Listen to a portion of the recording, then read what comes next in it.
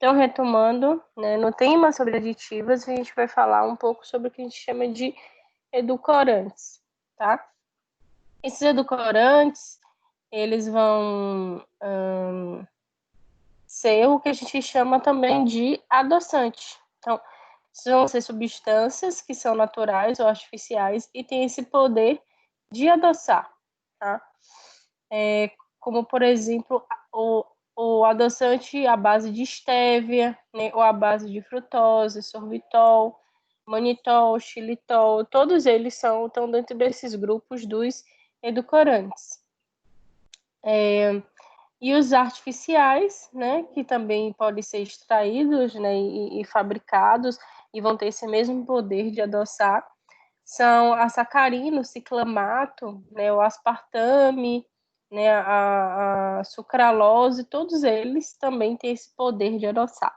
Então, retomando, né, quando a gente viu lá em carboidratos, nas nossas papilas gustativas, a gente vai ter uma região, tá? Que é uma região que se liga, que tem um receptor que vai identificar o que é doce.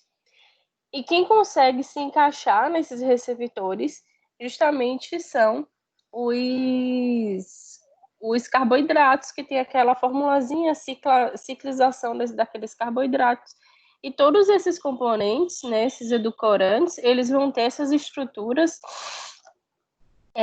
semelhantes à estrutura do carboidrato e vai ter essa possibilidade, né, da gente identificar o que é doce, tá? Não vão ser absorvidos, né? A gente não faz absorção, não faz quebra, como acontece nos carboidratos, por isso que eles, né, não têm calorias. Então, justamente por isso que as pessoas que utilizam, né, esses adoçantes, eles não vão ter calorias, então podem ser usados pessoas que têm restrição calórica ou, né, não pode ingerir carboidratos por doenças metabólicas, como, por exemplo, a diabetes. A gente tem um adoçante dietético, tá? Que ele vai ter essa questão de adoçar, que está dentro desse grupo dos edulcorantes. E vai ter alguns que podem ir para fogão, para forno, a gente pode cozinhar, né? Outros não, né? Que vão ser só adoçante de mesa. E eles vão estar na constituição ou de pó ou em líquido. Né? E cada um vai ter lá a sua fórmula, a marca. Isso é bastante variado no mercado. Então, aqui, por exemplo, a gente vai ter essa lista, né, de edulcorantes. A gente tem a sacranina, tá? Ela vai ter uma boa estabilidade, vai ter o sabor amargo, metálico no final, né? Vai ter inicialmente, né, o sabor doce e no final sempre tem aquele sabor residual, que a gente chama de amargo metálico, por exemplo, a sacranina. Hoje o que é mais bem aceito, né, pelas pessoas é a sucralose e o xilitol, né? Sendo a sucralose, ele também é sintético, mas vai ter uma boa estabilidade e o gosto, né, residual, ele é bastante fraco, por isso que as pessoas aceitam mais. Assim como o xilitol, que quase não tem, né, esse gosto artificial no final. Então, vão diferir, né, o poder de adoçar, a utilização, a fórmula, a produção, questão calórica, né, como a gente já viu, não vai ter calorias, e o gosto residual, né, vai diferenciar entre esses grupos. Aqui tem um PDF que é do Inmetro, né, onde ele fala essa avaliação, né, e a possibilidade de uso, né, de liberação de mercado desses adoçantes.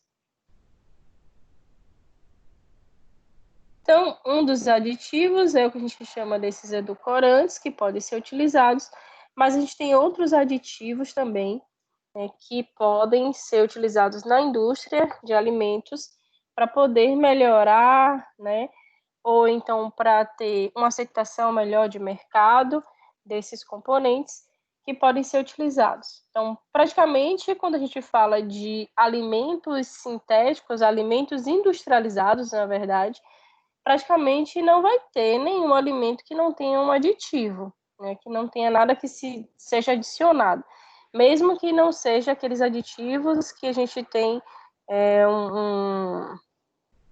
uma visibilidade ruim, tá?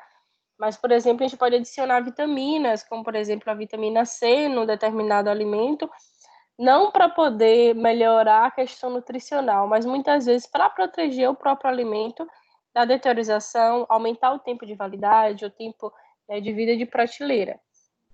Essa adição direta, eles normalmente porque eles são essenciais, não, para que sejam utilizados, então a gente pode usar corantes, essências para dar um sabor, né, ou então para dar um aroma semelhante àquilo que a gente quer que tenha daquele alimento, e às vezes a gente não coloca realmente a matéria-prima. Algumas vitaminas e sais minerais também podem ser adicionados, né, ou para aumentar o estado nutritivo daquele alimento, ou realmente para poder ajudar na proteção daquele alimento, para que ele tenha mais tempo, né, de vida de prateleira, ou seja, mais tempo de validade. A presença neles nos alimentos, eles podem, né, ser adicionado direto ou adição, né, acidental ou por contaminação. Então, aditivos vão ser todos aqueles produtos ou conjunto de produtos que são adicionados ao alimento, visando melhorar suas qualidades organolépticas, ou seja, o sabor, o cheiro, né, como eu falei, dessas essências. Nutricionais, se eu quero aumentar sais minerais ou vitaminas, ou presente no alimento, né, para que a gente melhore a condição de preservação do alimento. Ou podem encontrar através de contaminação in natura, por exemplo, no processamento. Eu não sei se vocês já ouviram falar, mas algumas ervas, né, ervas desidratadas, né, folhas desidratadas que a gente pode comprar no mercado, eles têm uma porcentagem de adição, de contaminação, né, máxima de, por exemplo, de partes de inseto, né, que pode ocorrer em todo o processo acidentalmente, né, o inseto ser ressecado ali junto com as folhas, ou então, por exemplo, a presença daquele inseto ali que não foi. Então, tem que ter uma quantidade, às vezes a indústria de alimentos, eles não conseguem eliminar totalmente, e aí tem uma porcentagem aceitável que não vai gerar nenhum prejuízo no consumidor, que não vai gerar nenhum déficit, nenhum problema ao indivíduo. Os órgãos que regulam, né, que a gente já viu, já falou, né, que são essas normas, né, a gente tem as normas internacionais, né, da Organização Mundial de Saúde, a gente vai ter as regras, né, nacionais que são regidas pela Anvisa, e fora daqui tem, por exemplo, a Food and Drug Administration, que é que é o FDA, que é um órgão dos Estados Unidos que regula lá todas essas questões de alimento, de liberação, de entrada e saída. E muitas vezes, se a gente quer exportar para outros países, a gente tem que estar dentro dos parâmetros desses outros órgãos. Então, esses aditivos, eles vão ser divididos em duas classes, né? Os que foram adicionados de forma intencional. Então, tem uma lista entre 2.000 e 2.500, e esses intencionais são os que são liberados. Então, tem uma fiscalização onde tem todos esses liberados, e os acidentais, né? A ideia é que sejam menores números e passam, né, pela aceitação, se forem justificáveis, né? Praticamente é uma necessidade que se tenha desses aditivos. A gente tem um grande problema de fiscalização, porque muitas vezes, né, aquela indústria ela diz que não usa determinados aditivos, e às vezes ela pode estar usando. Então, constantemente, a gente tem que estar fiscalizando, avaliando aqueles alimentos pós-processamento, que passou por todo o processamento e tem que ser, então, liberado para o uso ou não. Justificável, né, se a melhora das características daquele alimento. Então, Muitos desses corantes, eles podem permitir, né, a adição, né, a gente tem alguns corantes que podem ser utilizados, como, por exemplo, o amarelo de crepúsculo, o azul de alizarina, né, a tartazina, o vermelho sólido, o escarlate, né, quando vocês encontrarem esses nomes, né, em alguns alimentos, né, alimentos industrializados, justamente são corantes que são liberados, né, para o uso, né, na coloração desses alimentos. Eles vão proporcionar também, né, estabilidade, eles podem aumentar a estabilidade também desses alimentos, a exposição à luz, por exemplo, se ele for muito exposto à luz, provavelmente, né, não vai ter modificação da cor desse alimento, né, e reduzir, né, essa modificação da cor. Alguns corantes naturais que podem ser adicionados, como por exemplo caramelo, né? Lembra aquele caramelo mesmo que a gente faz no fogão, né? Derretendo o açúcar, ele pode ser utilizado, né, para dar coloração, mas, né, para o marrom de alguns alimentos. Meloidinas também, né? A própria clorofila pode ser adicionada para dar a coloração mais esverdeada. Carotenoides, que são pigmentos que são extraídos de vegetais, também podem ser utilizados para dar coloração. Os carotenoides têm a coloração do vermelho ao laranja, né, tendo esses grupamentos que podem ser utilizados. Outro grupo de aditivos que podem ser utilizados são os antioxidantes, né? E aí o nome já diz, né? A gente já falou um pouquinho de oxidação quando falou de lipídios, tá? E a oxidação, ela está vinculada, né, à possibilidade de moléculas, né, de oxigênios ou moléculas derivadas do oxigênio, que a gente chama de radicais livres, que está aqui em todo o nosso ambiente. Então, no momento que tem contato com o alimento, esse oxigênio ele pode reagir com as moléculas, né, seja com os lipídios, com as proteínas, né, com os carboidratos daquele alimento, oxidar e modificar a fórmula. Então, no momento que ele oxida, ele se liga, ele forma novo composto. E formando esse novo composto, a gente pode ter modificação de cor, modificação de sabor, prejuízos à saúde, muitas vezes, né, quando tem essa oxidação. E como os alimentos industrializados, eles precisam durar, né, mais tempo, então eles têm que resistir a esse ambiente onde tem o oxigênio e onde pode ter modificação das moléculas do alimento a partir dessas moléculas de oxigênio, pode sim ser adicionado substâncias que a gente chama de antioxidantes, tá? Muito utilizado na indústria de alimentos como antioxidante é o próprio ácido ascórbico, a nossa vitamina C. Então, muitas vezes, estrategicamente, né, se adiciona, né, esse ácido ascórbico na composição dos alimentos, tá? E na adição desse ácido ascórbico, ele ajuda na proteção do alimento. Então, no momento que o alimento tiver contato com oxigênio, o que vai ser oxidado é o ácido ascórbico e não o lipídio, a proteína do alimento. Então, isso aumenta a proteção.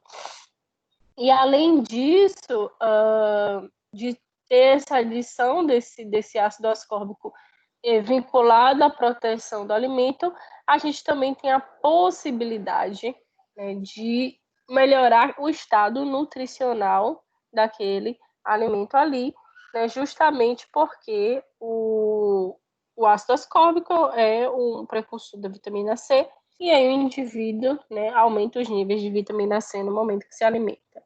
O ácido cítrico, né, também é importante, né, na metabolização de alguns componentes e também pode ser adicionado no momento que há produção e é um agente também antioxidante. Lembrando que a vitamina C ele é facilmente oxidado, né, ele vai ser afetado no momento que é aquecido o alimento, né, vai ser afetado a quantidade de vitamina C no momento que eu abro a embalagem do alimento, então muitas vezes é melhor, mesmo que tenha, né, adição desse ácido ascórbico, proteger esse alimento da luz, do calor, né, do ar, mesmo que tenha sido adicionado como antioxidante. Outros aditivos que podem ser adicionados para melhorar a estabilidade, né, do alimento são os espessantes e os estabilizantes, tá?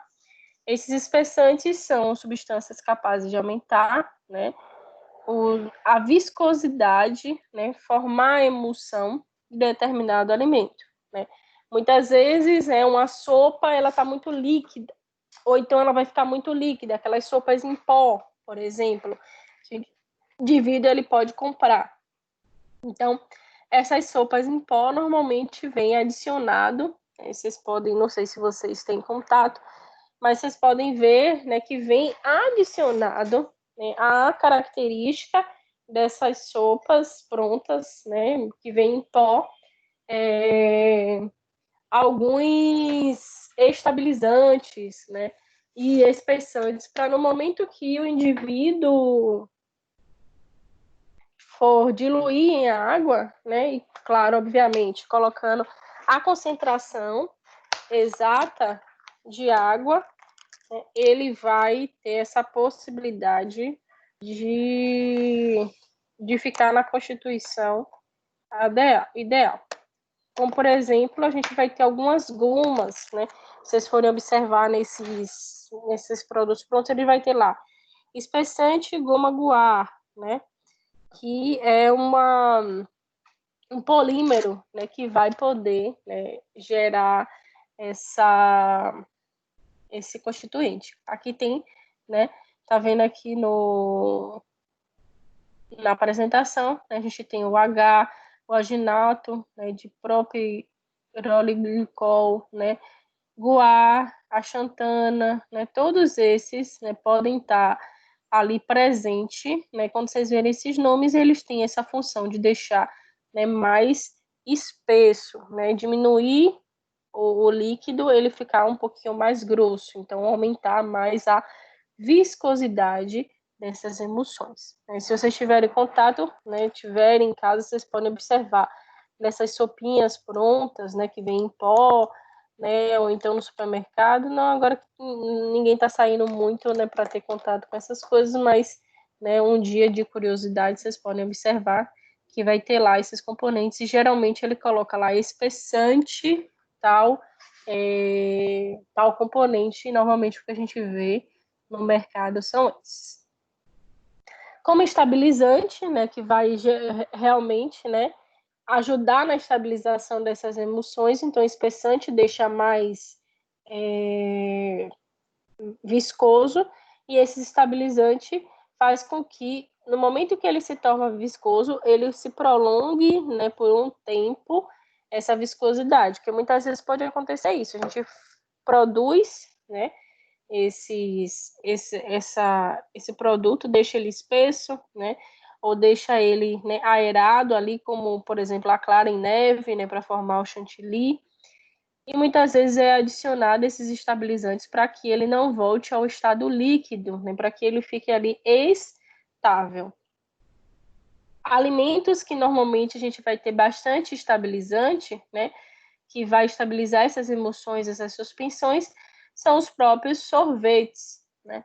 Sorvete, ele tem, normalmente, se adiciona estabilizante para que não se divida em duas fases. Não sei se vocês já observaram, né? Esqueceu o sorvete em cima da mesa, ele derreteu todo. Você vai ver que vai ter uma nuvenzinha, né? Como se fosse a clara em neve, e embaixo a parte toda líquida.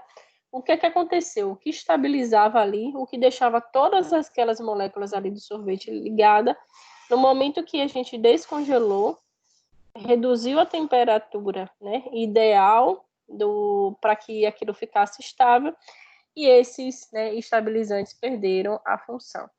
Uma forma de tentar, né, voltar ao normal é fazer agitação, né, daquelas moléculas, então bate ali com a batedeira e vai congelando e tirando, né, batendo, congelando novamente, batendo, para que tenha a possibilidade de ter essas suspensões ali presentes.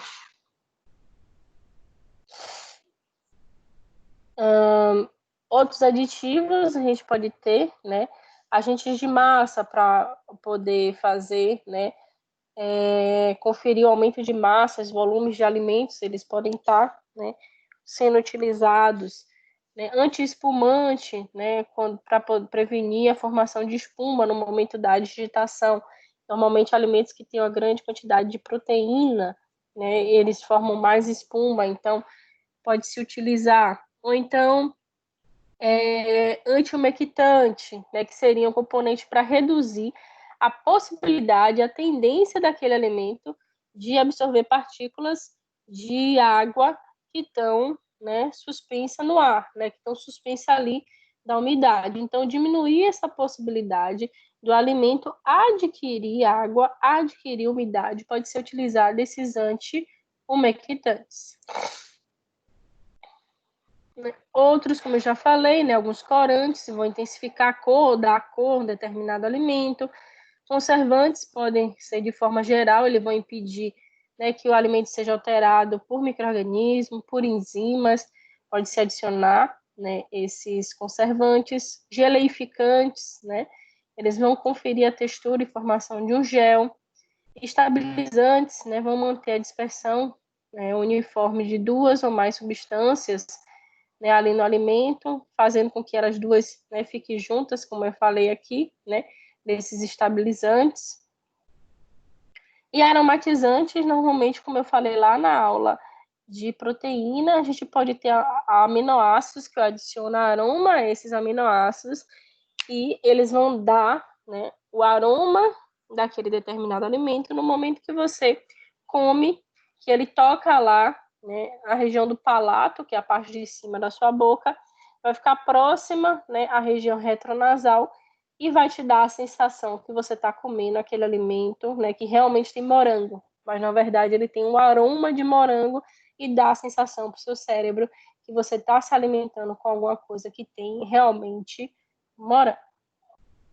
Ok, gente. Aí aqui, né, tem uma imagem, por exemplo, sopa de galinha com macarrão, tá? Que pode ser comprado lá, algo industrializado.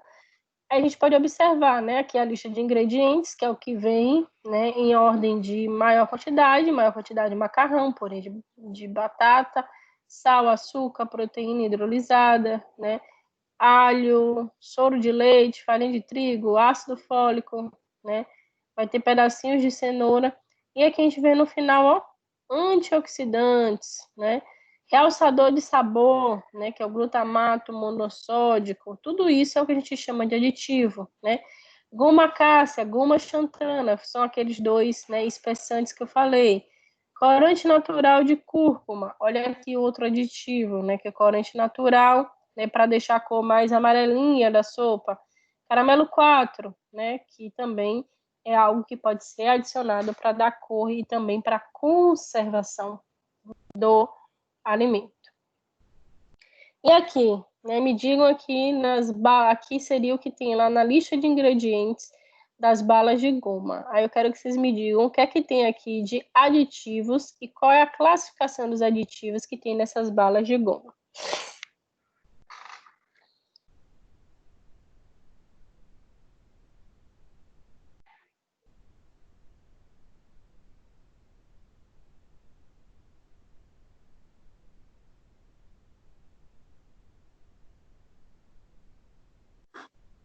Tem os corantes, os amarelos de tartrazina, amarelo de crepúsculo. Esses daqui são os corantes. Os vermelhos, então a gente tem maior quantidade que a gente tem aqui, né? Se a gente for observar, a maioria dos componentes aqui dessas balas de goma são os próprios corantes, né? O restante de componente de formação, a gente vai ter açúcar, xarope de glucose, que é o que a gente chama de açúcar invertido para chegar, né? Amido de milho para ajudar na composição. O restante todo que compõe, né, são corantes. Né? Faltou aqui os aromatizantes, né, que deveriam ter aqui na lista para poder, né, compor né, essas balas. E realmente as balas de gomas é algo realmente extremamente industrializado, tá? Vamos lá, eu vou fazer um resumão das técnicas e a gente entra depois em vitamina C,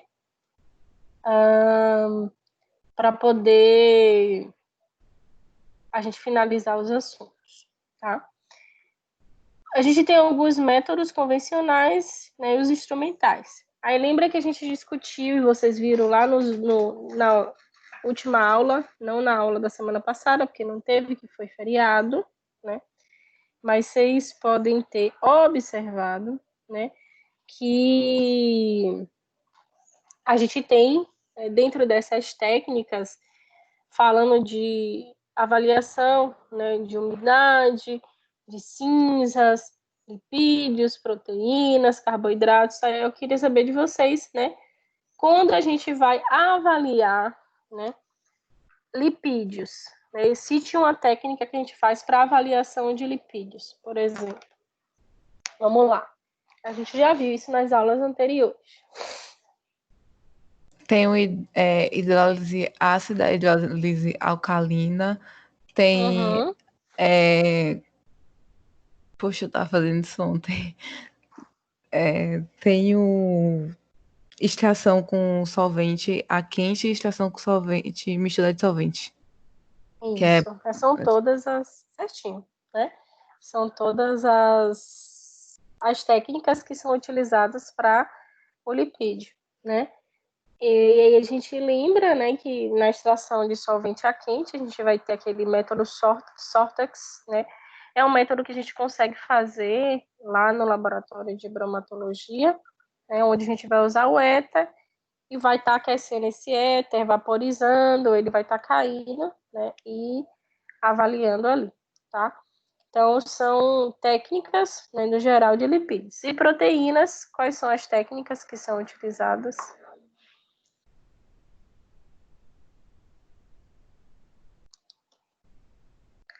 Pelo menos uma.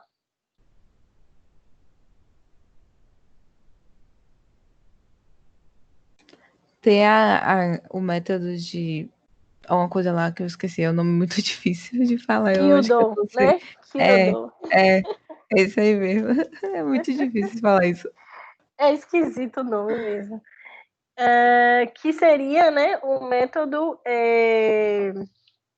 onde a gente faz primeiro, né, a digestão ácida, então coloca aquele material, aquele alimento que a gente quer avaliar a proteína, né, com o ácido sulfúrico. Depois do ácido sulfúrico, a gente começa a usar, né, um destilador de nitrogênio, pega todo o nitrogênio ali, porque lembrando que quem tem nitrogênio é a nossa proteína, tá? E depois que faz a destilação de nitrogênio, a gente vai ter, então,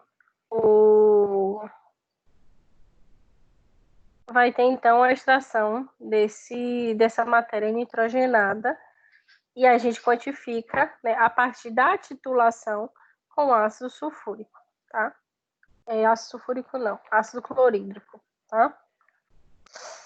E lembrando, né, quando a gente fala de cinzas, né, que é a quantificação de minerais, a gente vai ter o método onde utiliza, né, a quantificação de cinzas, quando a gente faz a avaliação onde a gente queima toda a matéria orgânica usando a mufla, e a quantificação de umidade seria, né, por retirada de todas as moléculas de água lá na estufa, tá? Então a gente falou separado, eu vou falar aqui de forma geral como é que a gente utiliza e como a gente prepara a nossa amostra para poder fazer todas essas técnicas, tá?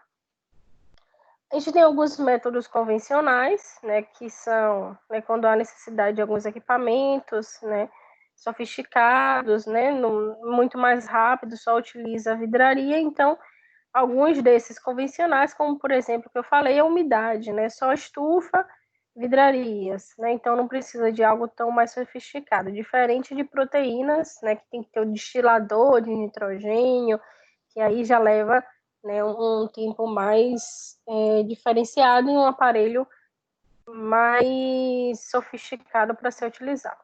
Os instrumentais, eles vão utilizar equipamentos eletrônicos e mais sofisticados ali. Então, o primeiro método que a gente avalia a composição centesimal, então a gente vai ver o teor de proteínas, teor de lipídios, teor de cinzas, teor de fibra, né, de umidade. A partir daí, a gente vê o que é que vai ter em 100 gramas daquele determinado alimento, tá? Então, é o que a gente já viu separadamente, né? Viu uma aula somente de proteína, uma aula somente de lipídio, uma aula somente de minerais e cinzas, né? O teor de fibra, né? E de umidade, e aí a gente consegue, né, ver o que é que tem em 100%, né, daquele determinado alimento, e aí eu vejo as frações, né, a porcentagem de umidade, a porcentagem de cinzas, a porcentagem de proteína e de lipídio. Para chegar a tudo isso aí, a gente sempre tem aquele cálculozinho lá no final, tá? Ah, não tem carboidrato aqui, né? Porque o carboidrato a gente não avalia diretamente a quantidade, a gente vai fazer pelo método da diferença. No momento que eu já sei o teor de proteína, de lipídio, de cinza, de umidade, de fibra, o que sobra ali naquele alimento, né, para poder formar os 100 gramas, é justamente a quantidade de carboidrato. A gente também pode avaliar, né, pH do alimento, por cromatografia, por espectrofotômetro, análise sensorial, né, e métodos sensoriais para a gente ver, né, a avaliação a partir dos órgãos do sentido. A gente também já falou, né, desses métodos sensoriais que podem ser utilizados para avaliação do nosso alimento, tá?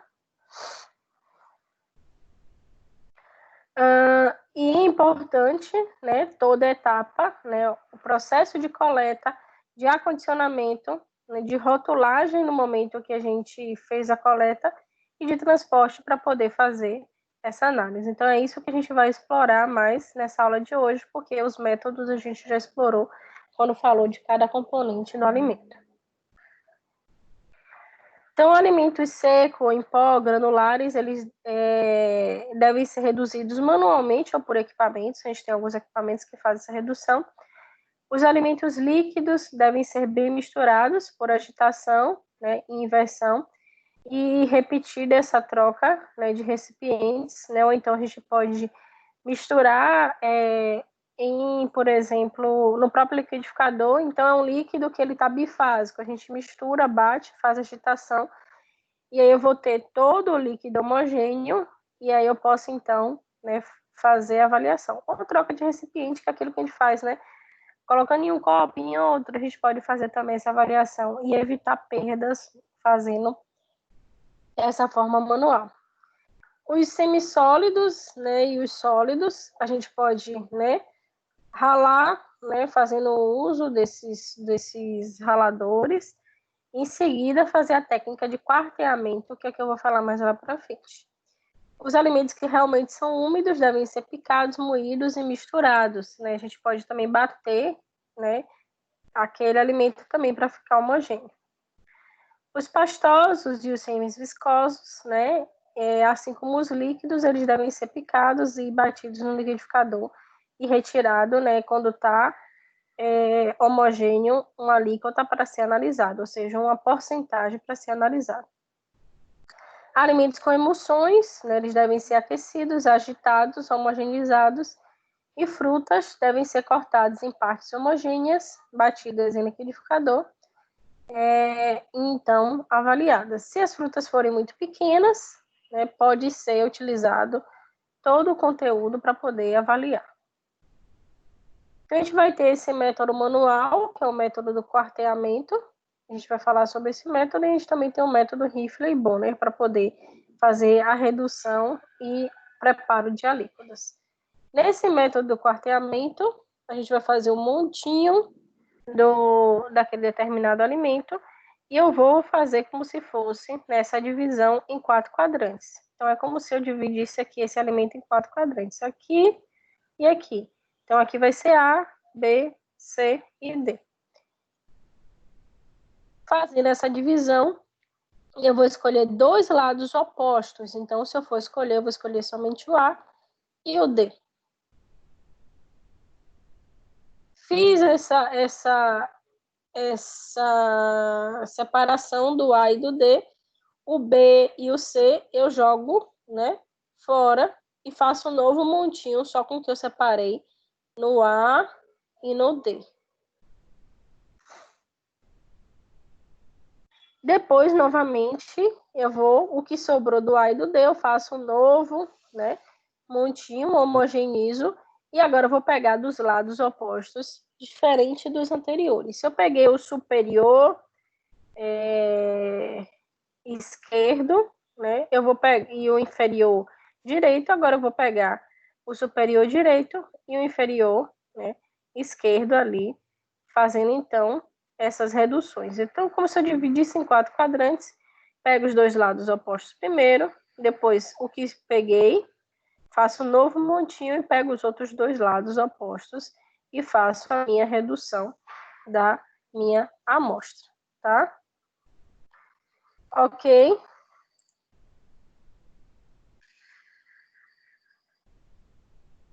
Dúvidas?